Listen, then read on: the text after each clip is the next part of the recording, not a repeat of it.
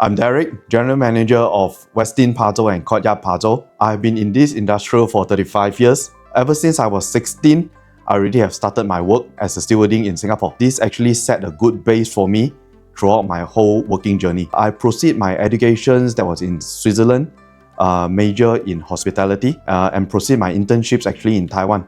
So I worked in Taiwan for almost like 6 years and proceed my career in China in the year of 2009. So I've been working with Marriott for 16 years. So exciting journey with Marriott from Suzhou, Beijing, Hainan, Macau, Guangzhou. I've been in Guangzhou for 4 years. Last year, I actually took up a new assignment.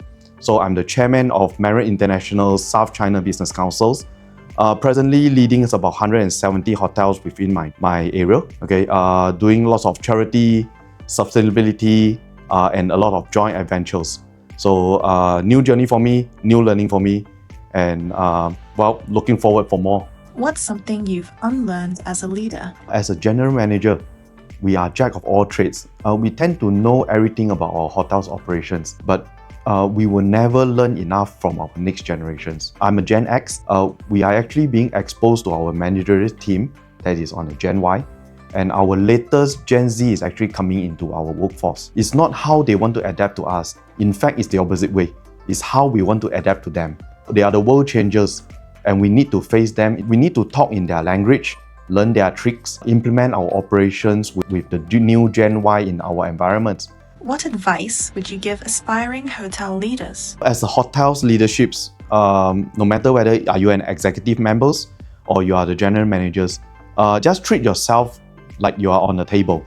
You have 4 legs, and the 4 legs actually represents customers, owners, staff, and your companies. Anything that was actually being tilted to another way will lose balance and you will actually harm each other. If you want to take care of your owners, contributing more profits, higher profits that is unreasonable, well, you need to cut benefits from your customers, benefits from your staff that will actually be harmful. While in long run, that will not benefit your hotel's operations. So balancing these tables is a trick. At the same time, it's actually a tactic. You need to lead by experience, then at the same time, giving more choice, giving more advice to your owners, to your team, to your companies, and at the same time, to your staff also. That's the advice that I will give you. What do you believe today's guests value most? Guests are very much exposed to social medias nowadays, no matter is it positive or negative. Guest experience is based on influencers, vlog that actually create their own experience. Sometimes guests tend to abuse their authority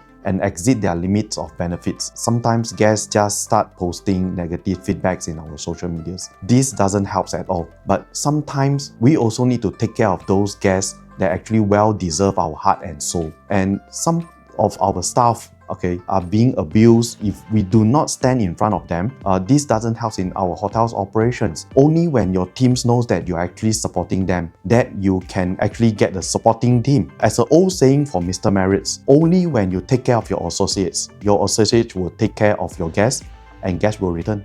How are you preparing the next generation of hoteliers to thrive in a rapidly changing world? In fact, the Gen Z are here to change the world and lead the world. The world is booming and elevates with technologies, apps, and phones. We can't change anything about that. The Gen Z, what they need is they need speed, they need AI.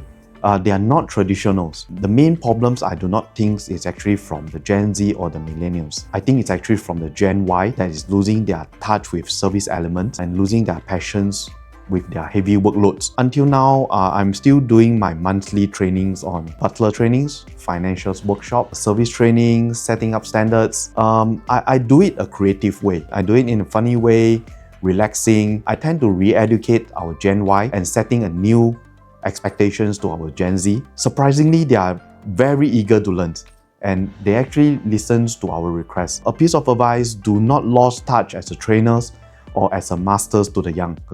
Talk in their language, learn from them, and we need to adapt ourselves to make the changes. We need to adapt to the new generations. If your hotel had a theme song, what would it be? Well, I'm from the old schools and love oldies. There is a Japanese musician, composer called Kitaro. He actually combines modern electronics instruments with classics oriental elements. He have a soundtracks called Mitsuri. Musics of the East blend with the instruments of the West. The musics are powerful, full of energies. You can feel the passion in his music. Try to play these soundtracks of guitaros while you are doing your business strategy or budgeting. Okay, this will actually keeps you going. If you could have dinner with anyone, dead or alive, who would it be and why? I choose my dad. It's not about family relationships that I actually choose my dad. I put my dad as my idol. He actually started to set up his own business ever since we were young, with his bare hands, starting up with a new small restaurant. In the end, we actually grown up to be 120 restaurants, outlets in whole entire Asia. My dad is a successful entrepreneur, doing very well, and he actually takes care of the families. At the same time, he also takes care of his own entire business. What book have you recently read that inspired you? Instead of reading books, I actually pick up something that is more interesting. I've gone back to school. I've taken up my MBA in hospitality for the past 1.5 years. Well, in another 6 more months, I will finish the course and did my graduation. The reason why I actually pick up my educations under the same hospitality industry, because I want to expose myself to something that I know at the same thing that I am new. While we are in these industrials, why not pick up something that we are actually professionals? But at the same time, while I'm actually going through my whole MBA courses, I learned a lot of new things, a lot of new tricks that is within the world. I do learn a lot during this course. While it did not disappoint me at all. What motto do you live by? Always remember this: experience does not equal to age. Learning and trying new tricks will never make you boring. A simple motto to my friends, mates and associates: it's never too old to learn, and there is always something out there to explore.